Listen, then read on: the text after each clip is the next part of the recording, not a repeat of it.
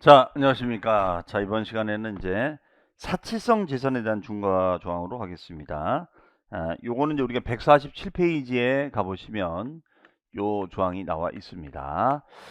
자, 요 네 가지 중과 조항에서 요 사치성 재산은 이제 뭐 입법 취지가 말 그대로 사치성, 우리 일반인들이 취득하기 힘든 그런 자산을 구입하게 되면 규제하자 이런 논리입니다. 그래서 일단은 이 사치성 재산의 종류를 반드시 암기를 해 주셔야 돼요. 자, 사치성 재산의 종류를 일단은 암기를 해 주셔야 됩니다. 그럼 여기에는 우리가 어떤 게 있느냐? 바로 별장이 있습니다. 별장. 그 다음에가 이제 골프장이 있고요. 그 다음에 이제 고급 오락장이 있습니다. 고급 오락장. 그 다음에가 이제 고급 선박이 있고, 그 다음에 이제 고급 주택이 있습니다. 네. 자, 그게 5가지 내용이 있습니다. 그러면 여기서 먼저 별장, 그 다음에 이제 골프장, 오락장, 고급 선박, 고급 주택. 그럼 얘는 뭐가 될까요? 별골 오선주. 예, 별골 오선주가 여기에 해당이 됩니다. 별골 오선주. 그러면 일단은 별장은 얘는 주거용 건축물인데 주거용 건축물인데 얘는 상시 주거로 사용하지 않으면 별장이다. 이렇게 얘기를 하고 있습니다. 상시 주거로 쓰지 않으면 얘는 별장이 됩니다. 상시 주거가 아니면 별장이다. 그러면 주거로 썼는지 안 썼는지는 주소 전입이 되어 있는지 안 되는지 이걸 확인하면 되겠죠. 그 다음에 골프장은 뭐냐면 회원제 회원제로 운영하는 골프장을 말하고요. 그 다음에 골프장을 신설하거나 증설한 경우에 중과를 합니다. 그 다음에 골프장의 범위는 어디까지냐? 골프장 건물 들어가고요. 토지 들어가고, 그 다음에가, 아, 임목. 또 들어갑니다. 임목. 그러면 우리가 골프장 같은 데 보면 뭐 이런 그린 홀이 있고, 그죠? 그 다음에 배우제 나무가 있고, 그 다음에 낙하 건물이 있잖아요. 이런 거 생각하시면 되죠. 그래서 건물 중과 토지 중과 임목 중과가 됩니다. 그러면 개발을 할 때는 중과가 되는데 개발하지 않고 승계, 개발하지 않고 만약에 승계 취득을 하게 되면 어떻게 되느냐? 예, 요거는 중과를 하지 않습니다. 승계 취득하게 되는 것은 중과하지 않는다. 이렇게 구성이 되어 있어요. 골프장을 개발하는 것은 중과하지만 승계하는 건 중과하지 말자. 이렇게 되어 있습니다. 그 다음에 여기서 우리 별장은 주거용 건축물로서 상시 주거가 아니면은 우리가 별장이다. 그런데 만약에 시골에 있는 농가주택이다. 시골에 있는 농가주택이다. 그러면 시골에 있는 농가주택 같은 경우는 상시 주거로 쓰기가 쉽지 않거든요. 만약에 뭐 우리가 여기서 말하는 시골이라는 것은 읍면지역을 말합니다. 읍이나 면 단위 지역의 농가주택이에요. 그러면 그 지역에는 임대가 되겠어요? 거기 사람이 살겠어요? 그렇잖아요. 이런 주택은 우리가 제외하자. 이렇게 얘기를 하고 있습니다. 그 다음에 오락장. 오락장은 이제 우리가 유흥시설이죠. 유흥시설. 유흥. 도박, 뭐 카지노장. 이런 등을 생각하시면 되죠. 근데 요 오락장이 좀 의미가 있어요. 자, 이건 상가 중개할 때 좀 의미가 있는데, 우리 상가 같은 거 중개를 하다 보면 우리가 여기 유흥시설이 있거든요. 근데 이 초보 중개사분들이 이런 걸 놓칠 때가 있어요. 그러면 단순히 단순히 건물을 매매할 때는 우리가 매매가에 대해서 우리가 4%를 우리가 적용을 합니다. 그런데 만약에 그 일정 부분에 여기에 유흥시설이 있다. 그러면 이때는 매매가에 대해서 단순히 4%만 내는 것이 아니라 4%만 내는 것이 아니라 얘는 중과가 된다는 거야. 중과. 그러면 중과가 된다면 얘는 표준율에다가 플러스 2%에 대해서 4배만큼을 중과를 하게 됩니다. 4배. 그러면 2%의 4배면은 몇 프로 될까요? 8%가 더 중과되겠죠? 그래서 매매가의 표준세율로만 중과되는 것이 표준세율만 가져되는 것이 아니라 2%의 4배, 8%가 중과된다. 이렇게 해석을 하고 있습니다. 자, 이것이 바로 이제 융 시설이 되겠어요. 네. 그다음에 고급 선박은 이제 비업무용 선박으로서 얘는 이제 비업무용 선박으로서 우리가 3억을 초과하는 그런 선박을 말한다. 뭐 이렇게 되어 있습니다. 그다음에 고급주택. 이게 내용적으로는 제일 내용이 많죠. 고급주택은 이 경우에는 우리가 단독주택하고 그다음에 이제 공동주택 이렇게 둘로 쪼개집니다. 단독하고 공동주택 이렇게 나눠져요. 그럼 이런 경우에는 우리가 어떻게 중과를 할 거냐? 자, 조건이 있어요. 단독주택은 요 첫 번째 요건은 건물 면적. 요 건물 면적을 땄죠. 건물 면적이 331제곱미터를 초과하고 그다음에 주택 가격이 9억 원을 넘어가면 얘는 고급주택으로 본다. 이렇게 돼 있습니다. 그럼 만약에 단독주택의 면적이 340이고 10억이다. 그럼 중과를 하겠다는 것이죠. 그 다음에 두 번째는 뭐냐면 두 번째는 요 대지 면적이에요. 대지 면적. 요 대지 면적은 2배가 됩니다. 2배. 2배가 되면 얘는 662제곱미터를 초과하자. 그리고 주택 가액이 9억을 초과하면 중과하자. 뭐 이런 논리예요. 해석이. 그 다음에 세 번째는 뭐냐면 호화시설 요건을 따지는 호화시설 요건. 그럼 호화시설 요건이라는 것은 우리가 엘리베이터라든가 아니면 에스컬레이터라든가 아니면 수영장 시설 중에 어느 하나에 있으면은 요것도 중과를 하겠다. 자, 요게 좀 중요한 겁니다. L은 이제 엘리베이터가 되는 거고 N은 에스컬레이터, 수는 수영장이 되겠습니다. 이런 시설 중에 하나가 있으면 중과한다. 이런 거예요. 다만 에스컬레이터나 수영장 같은 경우에는 이거는 우리가 면적이나 가액에 상관없이 중과를 합니다. 얘는 중과를 해요. 대신 엘리베이터 같은 경우에는 주택 가액이 9억을 넘었을 때만 중과를 한다는 점이에요. 엘리베이터는 주택 가액이 얼마? 9억을 넘었을 때만 중과를 하겠다. 이렇게 규정이 되어 있습니다. 하지만 이제 에스컬레이터나 수영장은 이 시설만으로도 중과를 하자. 이렇게 되어 있어요. 그 다음에 이제 공동주택이 있습니다. 공동주택은 얘하고 좀 다른 게 요 3번의 시설 조건이 적용이 안 된다는 점이에요. 자, 그래서 아무래도 단독주택이 의미가 있습니다. 그러면 요 시설에 대해서 좀 말씀드리면 그러면 예를 들어서 이런 거죠. 자, 건물 면적이 330제곱미터, 그 다음에가 대지 면적이 660제곱미터, 요 취득가격은 10억이에요. 그러면 주택의 요 가격이 9억 원을 넘었으니까 얘는 고급주택 요건이 되는 게 맞죠. 그런데 이걸 따져보자 이거예요. 건물은 331제곱미터를 초과했나요? 그러지 않았죠. 그 다음에 662제곱미터를 초과했나요? 그러지 않았죠. 맞습니까? 자, 그러면 이것만 놓고 봤을 때는 330일 넘지 않고 660일 넘지 않았으니까 중과를 피할 수 있다 이거야. 그렇죠? 그런데 여기서 그런데 한 가지 뭐냐면 그런데 한 가지는 여기에다가 에스컬레이터라든가 아니면 수영장이 설치가 되어 있다 이거예요. 수영장. 그러면 이런 경우는 이러한 호화 시설이 있는 것만으로도 중과를 할 수가 있다는 거예요. 설사 이 조건이 만족하지 않았다 하더라도 이런 호화 시설만 있어도 중과를 하겠습니다. 이렇게 해석을 하고 있습니다. 네, 이것이 바로 고급주택의 조건이다. 그래서 여기는 종류가 별꼴 5선주 표준율 플러스 2% 4배. 자, 이렇게 정리하시면 되겠습니다. 그러면 147페이지에 3번의 사치성 재산의 범위에서 별장. 자, 별장은 밑줄 늘 주거로 쓰지 아니하고, 그렇죠?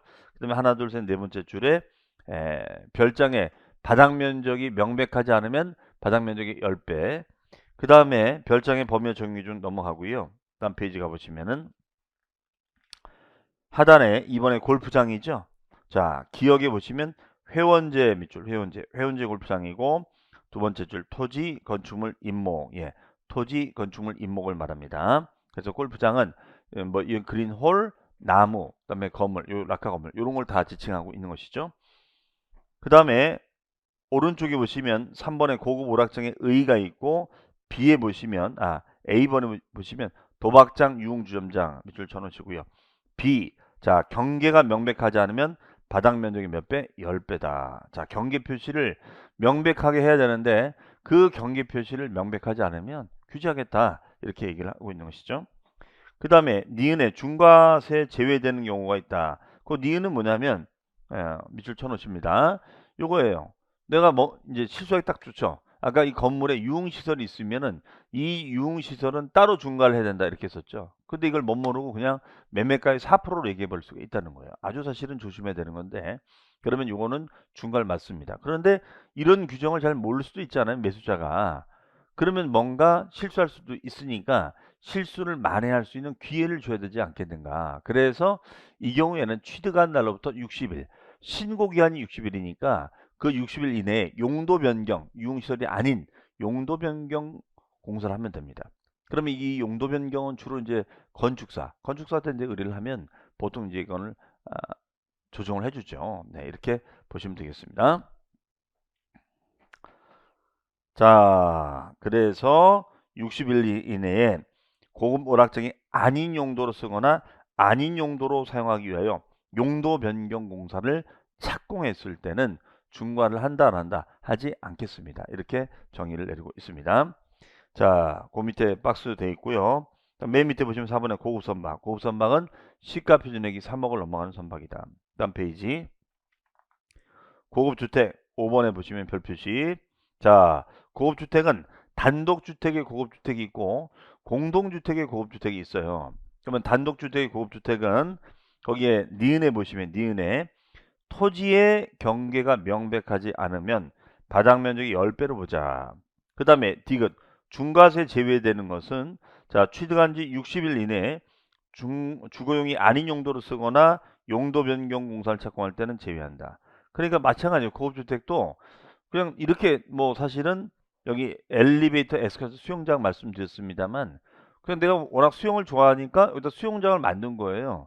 수영장 만든 것만 가지고도 중과를 한다면 이거 뭐 어디 무서워서 하겠어요? 자, 그러니까 뭔가 기회를 줘야겠죠. 기회를 줘야겠죠. 그래서 만약에 수영장을 만들었는데 이게 중과가 된다. 그러면 이 오락장처럼 좋아. 그러면 60일 정도 말미를 줄 테니까 용도 변경 공사를 하면 예를 들어서 수영장을 매립해서 뭐 놀이터를 만든다거나 등등등 그러면 이건 중과를 피할 수 있다라는 얘기가 되겠어요.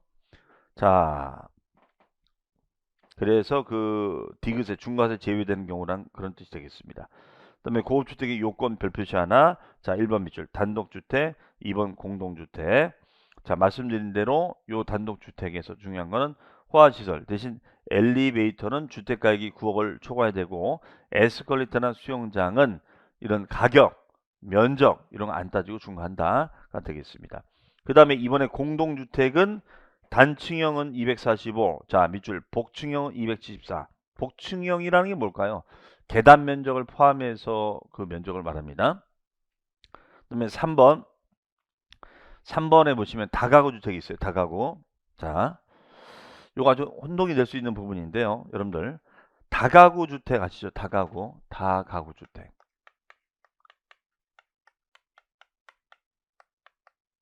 다가구. 그러면 다가구 주택은 얘는 단독주택으로 바라봐야 될까요? 공동주택으로 바라봐야 될까요? 다가구. 단독이 되겠죠. 예, 다가구는 단독입니다. 다가구는 단독이에요. 그래서 우리가 소득세에서 임대소득세라든가 아니면 양도소득세를 판단할 때는 얘는 단독주택의 조건으로 해석을 해요. 단독주택의 조건으로. 그런데 우리 취득세에서는 이거를 단독주택의 조건으로 해석하지 않고 얘를 공동주택의 조건으로 해석을 하겠다. 이렇게 얘기를 하고 있습니다. 다가구 주택을 임대해서 임대를 받거나 양도해서 양도소득을 받으면 이거는 단독주택의 조건을 해주는데 취득세에서는 공동주택의 조건을 따져주겠다는 거예요. 그러면은 요 다가구 주택이 이렇게 있으면은 각각을 이렇게 안구로 보잖아요. 그렇죠? 각각을 이렇게 안구로 보면 이거를 하나주택 이렇게 여러 다주택이 된다 이런 얘기죠. 그렇죠? 공동주택이다. 이렇게 해석을 합니다. 자, 그래서 다가구 주택은 여러 가구 한 건물에 거주할 수 있도록 건축된 다가구용 주택은 단독이 아니라 공동주택이다. 공동주택의 조건으로 해석을 하자. 이렇게 정의를 내리고 있습니다. 왜 그럴까?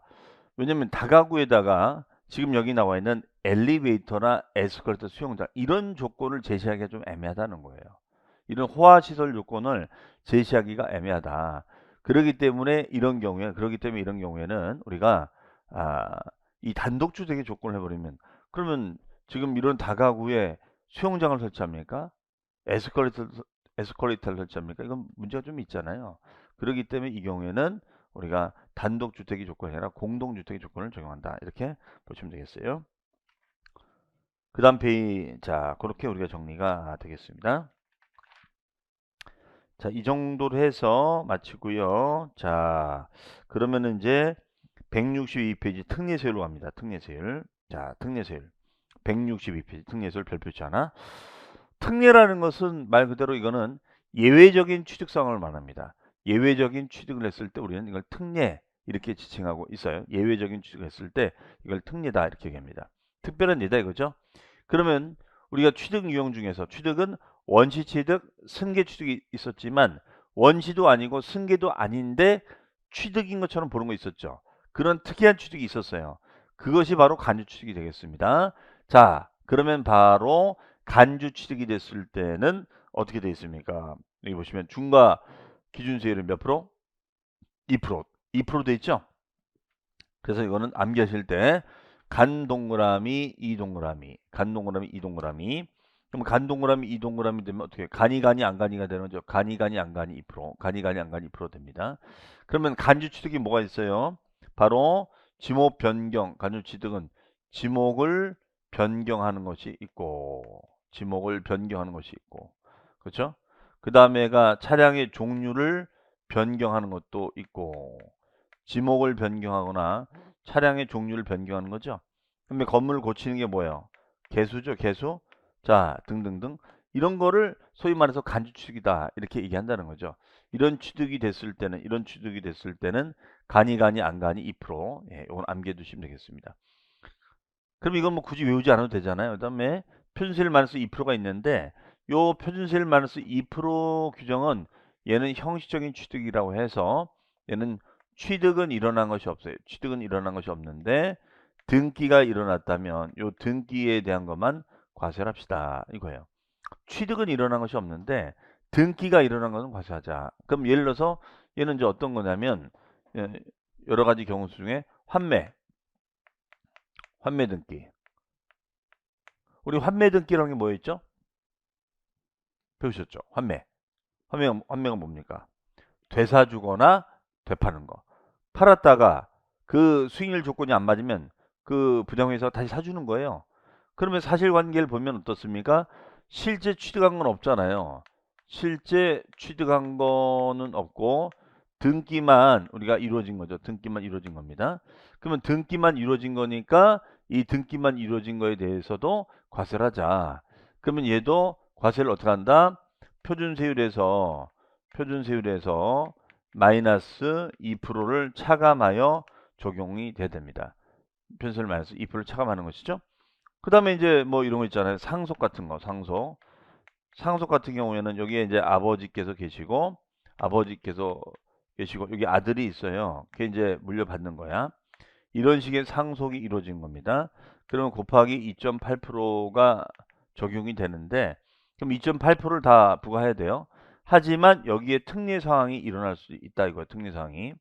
그러면 이 경우에는 우리가 1가구 1주택자의 특례 상황이 될 수 있다. 이런 얘기 되겠습니다. 그러면 얘는 이거였어요. 아버지와 아들이 무주택자인 아들이 살다가 물려받은 거야. 그러면 아버지와 무주택자인 아들이 살다가 물려받는 거. 이게 어떻게 새로운 취득이냐. 이거는 그냥 등기만 넘겨받은 거다. 이건 등기만. 그래서 요 경우에는 표준세율에서 마이너스 2%를 차감해서 특례세율을 적용을 하자. 이런 얘기예요. 그러면 이때 표준세율은 우리가 몇 프로가 되는 거냐면 2.8%가 되는 거죠. 2.8%.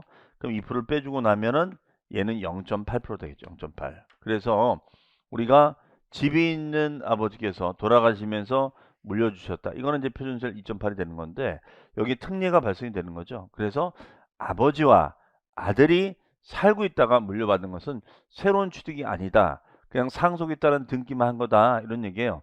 그래서 이런 경우에는 표준세율에서 우리가 2% 빼주면 얘는 0.8% 되겠죠. 예, 이런 식의 규정이 되겠습니다. 이것이 1가구 1주택의 상속이라고 얘기합니다. 그래서 환매 등기라든가 1가구 1주택의 상속이 이제 여기에 들어가는 거예요. 이런 것들 생각하시면 되겠어요. 그 다음에 또 뭐 하나 한다면 우리가 공유물의 분할도 여기 들어가겠죠. 공유물의 분할이다.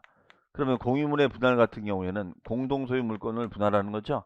그러면 만약에 여기가 이렇게 있으면은 갑의 명의로 6, 을의 명의로 4가 되면 6대4로 분할하는 거죠.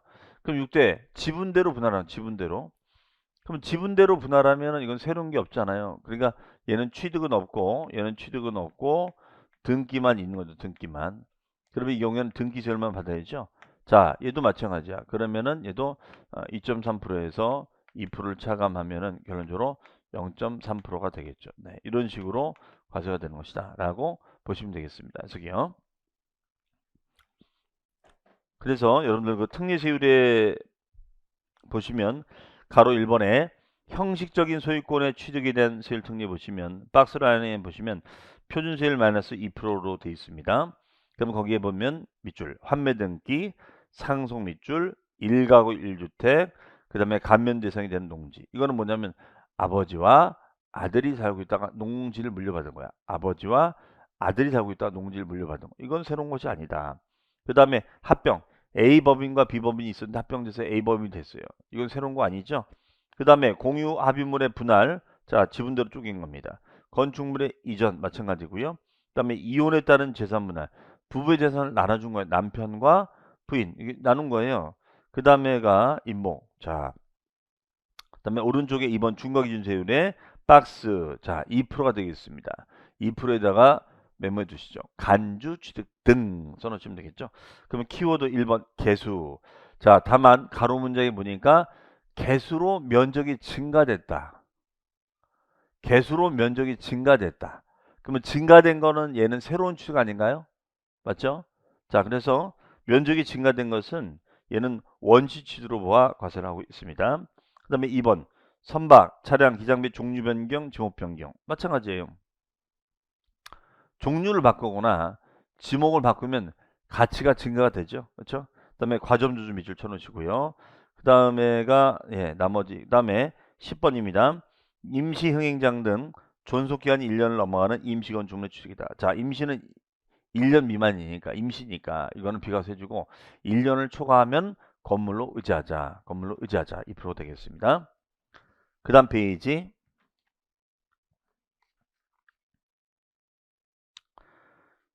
보시면은 거기에 문제가 있죠. 문제 하나 볼까요?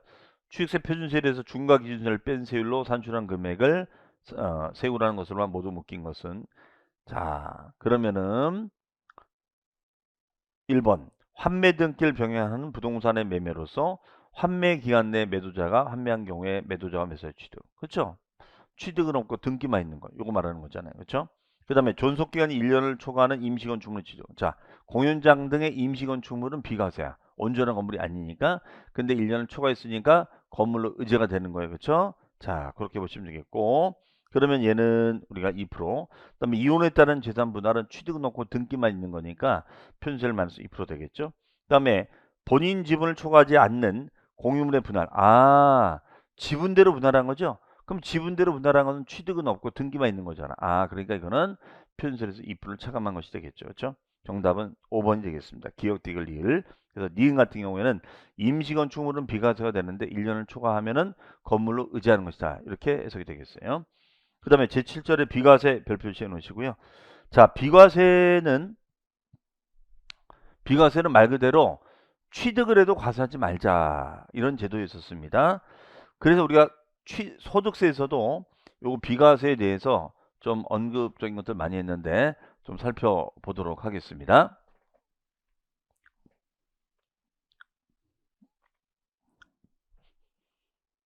자, 우리 한번 복습해 볼까요? 소득세? 우리 소득세에서는 비과세가 임대할 때 비과세가 있었고, 그 다음에 양도할 때 비과세가 있었죠. 양도할 때. 그러면 임대할 때 비과세는 어떤 것이 있었냐면 토지가 있었고, 그 다음에 주택이 있었어요. 그럼 토지를 임대했을 때는 그 임대료는 과세였었습니다. 그런데 그 토지 중에서는 논이나 밭을 우리가 대여를 했을 때는 얘는 비과세를 해줍니다. 그리고 이제 주택 같은 경우에는 다주택자는 안 되고요. 1주택자의 대여, 1주택자의 대여가 됐을 때는 얘는 비과세가 되겠습니다. 그 다음에 양도입니다. 양도도 우리가 비과세가 되는데, 양도 같은 경우에는 우리가 파산선고처분, 파산선고처분소득이 있었고, 두 번째는 우리가 1세대 1주택자도 있고요. 1세대 1주택도 있고, 그 다음에가 또 농지를 교환하거나 우리가 분합하는 거예요. 농지를 교환하거나 분합하는 거. 네, 요것도 있었고. 그래서 파산선고, 1세대 1주택, 농지 교환 분합. 이런 것 등이 비과세예요. 그다음에 조정금도 우리가 비과세 됐었죠. 네. 큰 흐름만 정리해 보면 우리 이거 했었어요. 자, 가물가물하시죠? 자, 다시 한번 또 찾아가 보시기 바랍니다. 자, 그러면 취득세에서는 비과세가 되는 것이 무엇이 있는지 한번 보자 이거예요. 자, 첫 번째가 국가 등의 이름으로 취득하면 비과세다. 이건 당연한 거라고 했었습니다. 왜냐하면 당연히 빵빵시청이 시청이 건물을 지으면 본인들이 내겠어요? 과세권자인데 자기가 자기한테 과세할 수는 없잖아요. 그렇죠? 자, 그런데 만약에 이런 경우에는 과세하겠다. 즉 대한민국 정부기관의 취득에 대해 과세는 외국 정부의 취득. 그럼 이거는 뭐였냐면 뭐 우리 일본 도쿄에 이제 우리 한국 대사관이 있는데 그 한국 대사관 건물을 증축하였다. 근데 일본 과세관청에서 부과한다. 그럼 우리도 일본 대사관에 대해서 부과하겠다 이런 얘기예요. 두 번째는 국가 등에게 귀속 등의 조건을 이행하지 아니하고 타인에게 매각 증여하거나 귀속 등을 이행하지 아니한 조건으로 변경이 된 겁니다. 그러면 국가 등의 귀속이 되면 세금이 없지만 조건이 바뀐 거야. 조건이 변경된 거야. 이건 세금 받아야 되는 거 아니겠어요? 그 다음에 국가 등의 귀속 등의 반대급부로 받았어요. 반대급부로 부동산 및 사회 기반 시설 무상으로 물려받거나 기부 체납 대상물에 무상으로 사용권을 받았습니다. 그 무상으로 받은 거니까 무상 수익을 누린 거잖아요. 이거는 세금을 받아야겠죠. 그렇죠? 그 다음에 신탁 재산의 취득. 자, 이거는 뭐였냐면 믿고 맡기는 거다. 그럼 위탁자가 수탁자에게 맡긴 거니까 이건 세금이 없고, 거꾸로 신탁 기간이 끝나서 수탁자가 위탁자에게 옮겼을 때도 마찬가지다. 자, 이런 것들은 다 비과세가 됐었어요. 그런데 만약에 조합과 주택조합과 조합원 간의 우리가 취득이라든가 주택조합 등의 비조합원용 부동산 취득은 과세하자. 이거는 어떤 투자적 성격으로 보기 때문에 이거는 과세를 하겠다 이런 취지로 보시면 되겠습니다. 그래서 요게 한번 시험에 나온 적이 있었어요. 주택조합과 조합원 간의 부동산 거래는 세금을 받습니다. 그러나 이렇게 신탁 거래는 과세하지 않는다는 거예요. 그다음에 환매권 행사로 인한 취득입니다. 자, 환매라는 것은 되사주거나 대파는 거다. 그래서 형식적인 취득은 없고 등기만 있는 거는 과세하는데, 다만 무슨 법, 징발재산 정리에 관한 특별조치법, 징발재산 정리에 관한 특별조치법에 따라 강제적인 환매죠. 강제적으로 환매가 일어난 거는 세금을 받지 말자 이렇게 되겠습니다. 징발 재산 정리에 관한 특별조치법, 강제성을 동반한 거는 얘는 비과세가 되는데 법률에 따른 거 부과한다 이렇게 보시면 되겠어요. 그 다음에 이제 1년을 초과하지 않는 임시 건축물이니까 비과세가 되는 거고요. 그 다음에 개수는 간주취득이니까 과세가 되는데, 만약에 시가표준액이 9억 원 이하다. 시가표준액이 9억 원 이하의 공동주택의 개수일 때는 비과세 주자. 그러면 단독이 아니라 노후된 건물, 노후된 집을 수리하는 거예요. 그런 측면이니까 이거는 우리가 과세하지 맙시다. 이런 얘기 되겠습니다. 다만 대수선은 제외. 대수선은 과세가 된다는 거죠. 대수선은 제외 과세가 되겠다. 이렇게 보시면 되겠습니다. 그다음에 천재지변 등으로 사용할 수 있는 차량이 아니라 없는 차량. 사용할 수 없는 차량을 상속받게 됐습니다. 그럼 사용할 수 있는 차량이 아니라 없는 차량을 받은 거니까 이거는 우리가 부과하지 말자. 있는 차량이 아니라 없는 차량이 되는 거니까 이렇게.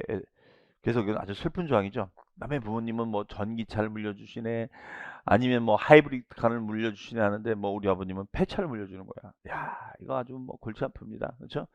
자, 어쨌든 이런 내용이 되겠습니다. 그래서 우리 교재 164페이지에 보시면 거기 제7절에 취득세 비과세 보시면 가로 1번의 밑줄입니다. 국가 등의 직접 취득. 예, 과세관청이 개입돼서 취득하는 것은 과세하지 말자.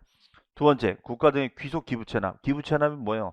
사용하다가 이제 기부한다는 뜻이에요. 일정 기간 수익이 나면 국가기관에 기부하겠다. 그 다음에 오른쪽에 메뉴에 보시면 1, 2번이 1, 2번이 이제 이거예요. 조건이 바뀐 거죠. 이행을 하지 않았다. 이행하지 않고 그 다음에 반대급을 받았다. 이건 세금 받아야겠다는 거죠. 그 다음에 형식적인 취득 등의 비과세에서 1번 별표시 신탁. 자, 신탁은 거기 그림에도 있지만 그냥 믿고 맡긴 거다. 취득이 아니다. 비과세. 그런데 보니까 세 번째 줄에 신탁 재산의 취득 중 주택조합 등과 조합원 간의 부동산 취득 거래는 제외한다. 제외한다는 과세하겠다는 거죠. 그 다음에 이번에 관련 법률 강제죠. 강제한매가 됐을 때 비과세. 그 다음에가 3번 임시니까 비과세가 됩니다. 그 다음에 개수 공동의 동그라미. 다만 대손 빼고. 그 다음에 사용할 수 있는 것이 아니라 없는 의 동그라미. 이런 차량은 우리가 비과세가 됩니다.